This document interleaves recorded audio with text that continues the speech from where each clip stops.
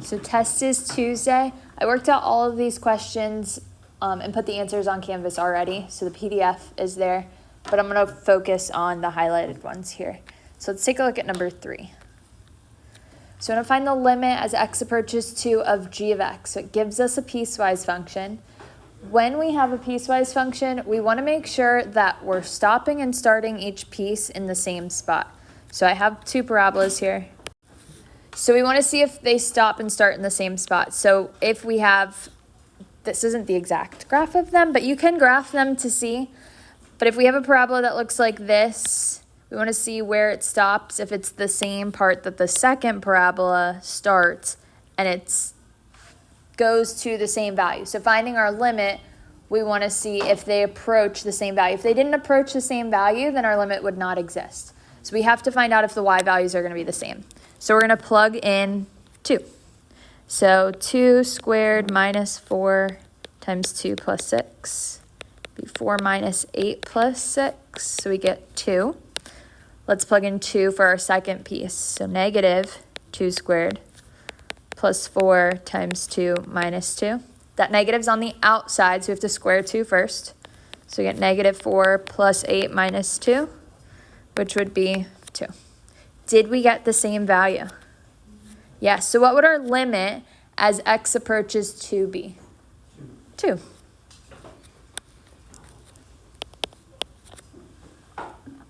So whatever the y value that you get, if you get the same y value, that would be your limit.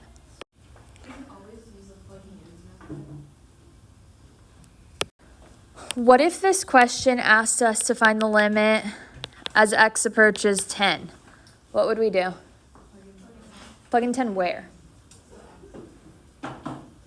In which piece? The second one. We'd plug in 10 into the second piece because that's where x is greater than 2. So any value that we approach that's greater than 2, we'd plug it into the second one. If it gave us, like, what's the limit as x approaches 0, and that was less than 2, we'd plug it into the first one.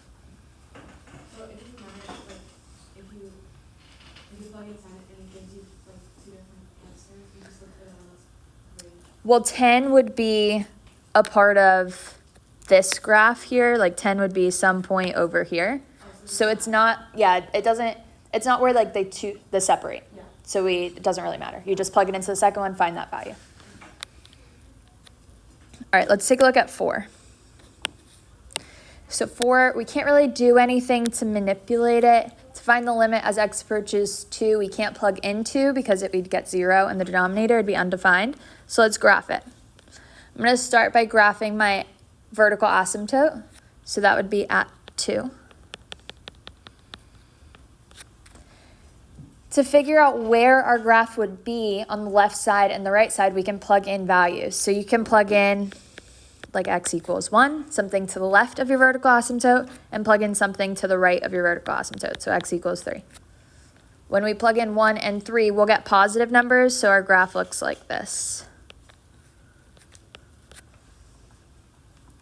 So what's the limit as x approaches 2 from the negative direction? Infinity. Awesome. What about from the positive direction? Infinity. So the limit as x approaches 2 would be infinity. What about the limit as x approaches infinity? 0. Awesome. If you want, you can use your graph to get an idea of what your limit would be, or plug it in. We have 1 over infinity minus 2 squared. Infinity minus 2 would still be infinity. Infinity squared is still infinity. So 1 divided by infinity. What's 1 divided by a really big number? 0. So remember, 1 divided by a big number would be 0. If you had 1 divided by a little number, I'll say a small number, that would be infinity. So something like 0.00001. Any questions? What would our discontinuity be? What type of discontinuity do we have? Is it removable or non-removable?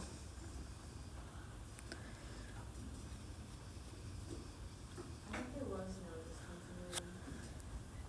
If you were a little ant and you were walking along your graph, would you be able to walk from negative infinity to positive infinity? So even though our limit exists, we still have discontinuity. Non-removable, awesome. We can't just fill it with a hole and make it continuous. So here we have non-removable discontinuity. Wait, can you show where the discontinuity? It's at the asymptote. Oh, okay. So if this asymptote like through the graph, it's not. Yeah. If there's an asymptote, it's non-removable discontinuity. If it's a hole, it'd be removable. So non-removable discontinuity at x equals 2. So like where would the hole be at? Here we don't have a hole. But if there was one, like if there was. It depends on what the question is. We'll do one with a hole. Okay. There's one on the 3rd page that I'll do with you guys that has a hole. So I'll show you the 2 different types. All right, let's look at 5 on the next page. So we can draw our graph here.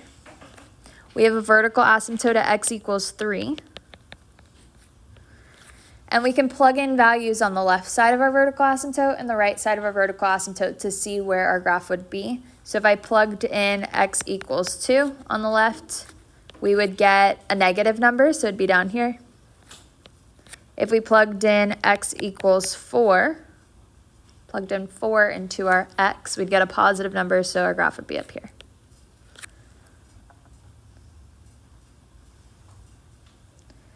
So what would our limit be as x approaches 3 from the negative direction? Awesome, negative infinity. What about the positive direction? Positive infinity. And then what about as x approaches 3? Does not exist, perfect, because from the left and the right, we approach 2 different values.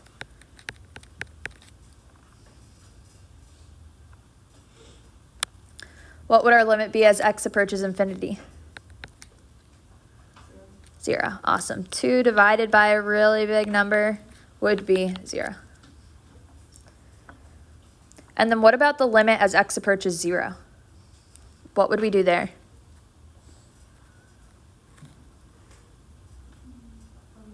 Plug in 0. So we'd have 2 over 0 minus 3. So we'd get negative 2/3. What would it mean for negative infinity? Would it be the same thing? Yeah, because we would have 2 over negative infinity minus 3, so 2 over negative infinity, which would still be 0.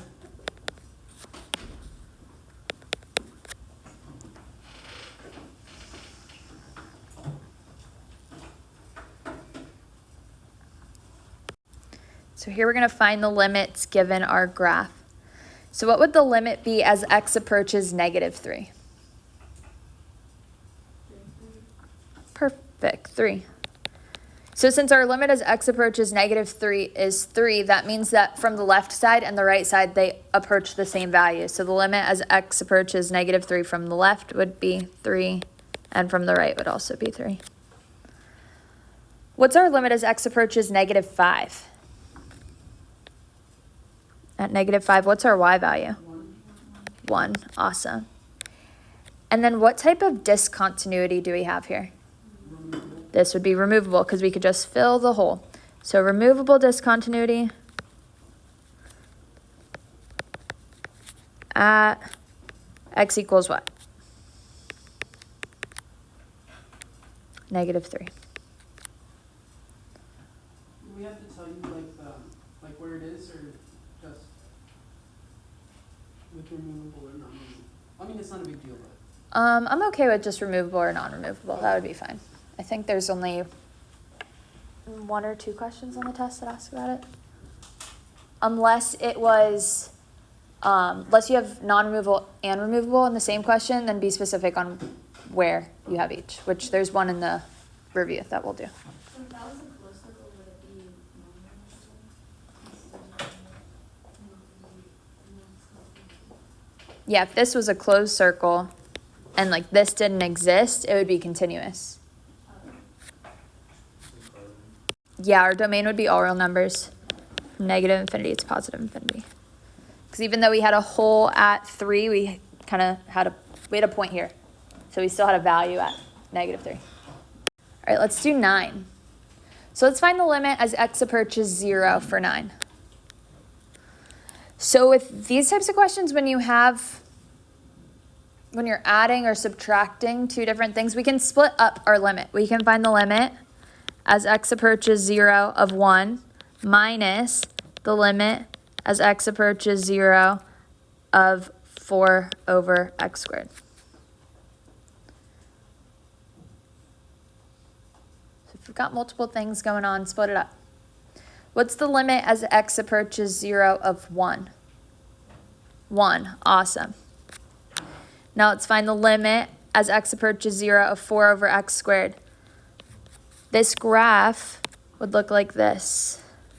X squared, they both go up to infinity.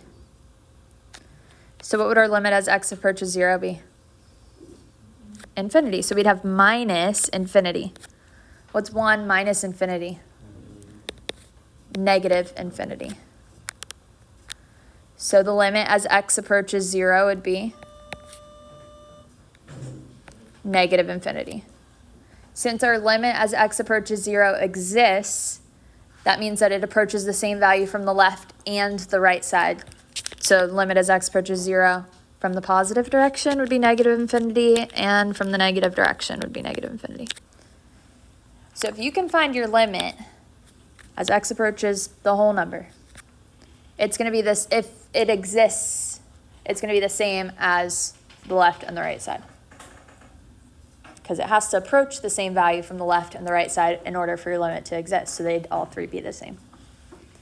If your limit does not exist, then your left and right side are going to approach two different values. All right, let's take a look at 9. You want to find the vertical asymptote or removable discontinuity. So first let's factor. We've got x minus 5. The denominator is the difference of squares, so it factors into x plus 5, x minus 5. So x minus 5's cancel, and we're left with 1 over x plus 5.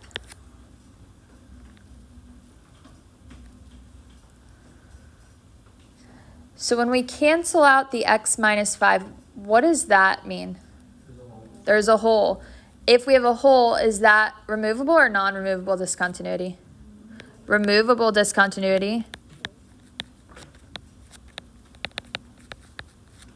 Removable discontinuity where? At x equals 5.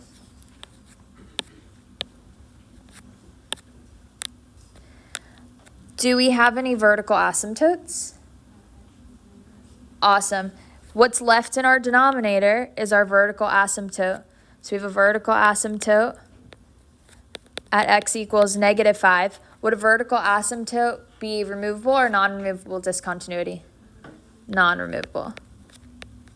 If we were able to cancel everything from the bottom, then it would just be like one whole and no vertical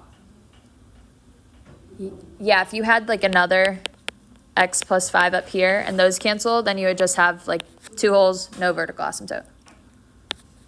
Even if there's like another on the top.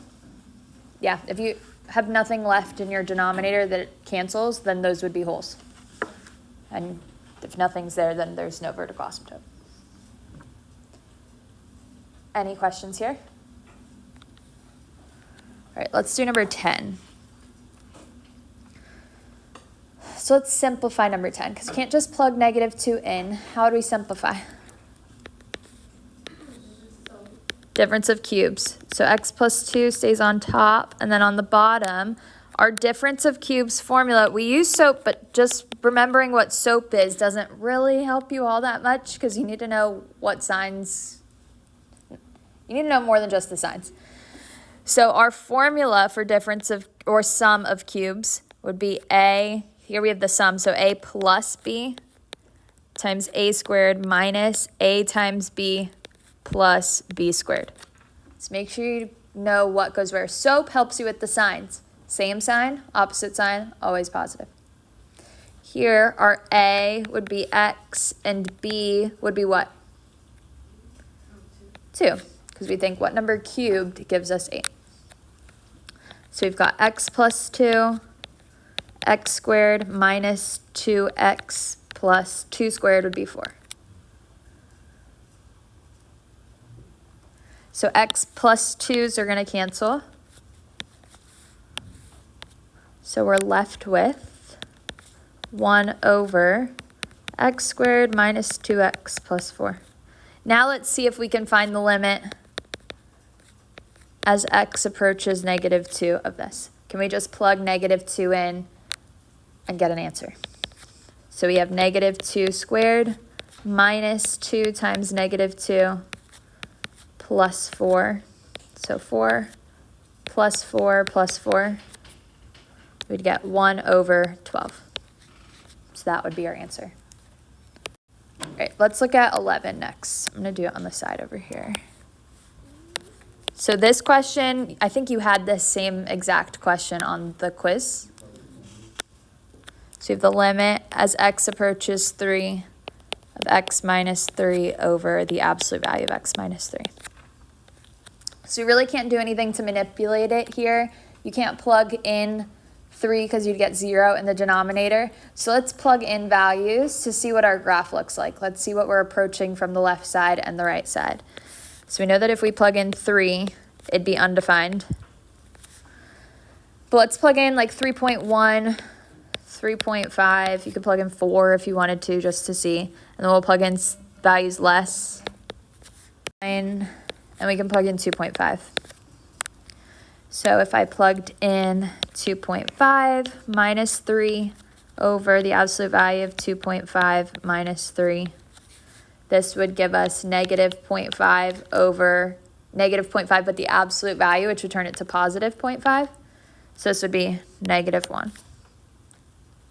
If we plugged in 2.9 minus 3 over the absolute value of 2.9 minus 3, we'd get negative 0.1 over 0.1, which would be negative 1.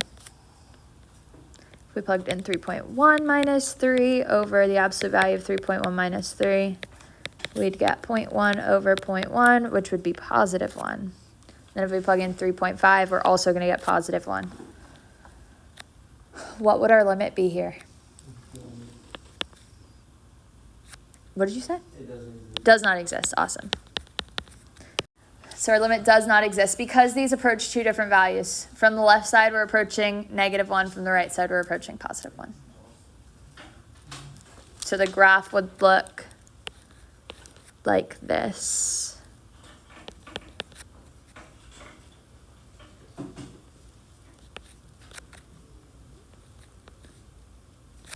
think they're both open circles, but it'd look like this. So we approach from two different values. Can you just split it into two different solutions and make one of them negative x? You can, just be careful with your math when you do that. Because you can split the absolute value up and do it that way. All right, so for 12, we've done similar questions to this. We're going to multiply the top and the bottom by our conjugate of the numerator to get those square roots to go away. If you don't like working with the delta x, then change it to an h or change it to a y, change it to something else. I think on the quiz, a lot of people, when you ended up multiplying the dx times x, I think your work got messy and you made mistakes with the math, like kind of just how your work went, but not with the concept. So just be careful. If you want to change it to h to see it better, you can do that. So here I'm going to multiply the numerator and the denominator by the square root of x plus dx plus 2 plus the square root of x plus 2. So square root of x plus dx plus 2 plus the square root of x plus 2. So in the numerator, we can do our conjugate shortcut, a squared minus b squared. So when we square the square root of x plus dx plus 2, we get x plus dx plus 2. Minus, when we square the square root of x plus 2, the square root goes away, we get x plus 2. Make sure you put that in parentheses. A lot of people forgot the parentheses, so they just made it negative x. But that negative gets distributed to both terms here. So we have x plus dx plus 2 minus x minus 2. So the x's cancel and the 2's cancel. So on top, we're just left with dx. So we have dx over dx times the square root of x plus dx plus 2 plus square root of x plus 2. Anything else cancel? Delta x cancels out on the top and the bottom. So we have 1 over, I'll write it all again, x plus dx plus 2 plus the square root of x plus 2. Now we're finding the limit as dx approaches 0. So we'd plug 0 into our dx, so that just becomes 0. So we can simplify this a little bit. We've got 1 over square root of x plus 2 plus the square root of x plus 2, which would be 2 square root x plus 2, since they're the same thing. It's like x plus x would be 2x. And then we'd have to rationalize. What time does this class end? Oh, we've got plenty of time. Let's rationalize. Multiply the top and the bottom by the square root of x plus 2. So on top, we get the square root of x plus 2 over 2 times square root of x plus 2 times the square root of x plus 2 would just be x plus 2. So this would be square root of x plus 2 over 2x plus 4.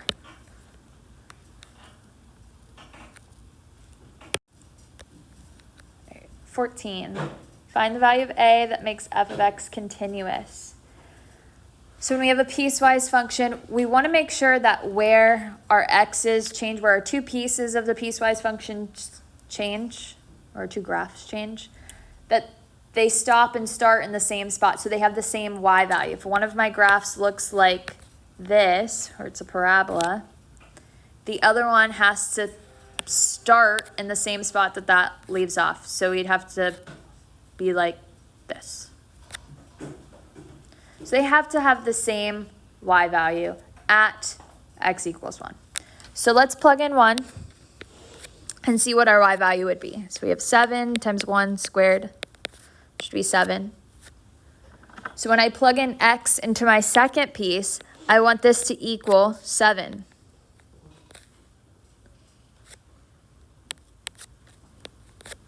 So I have a times x minus 9 equals 7. We're plugging in 1 into our x.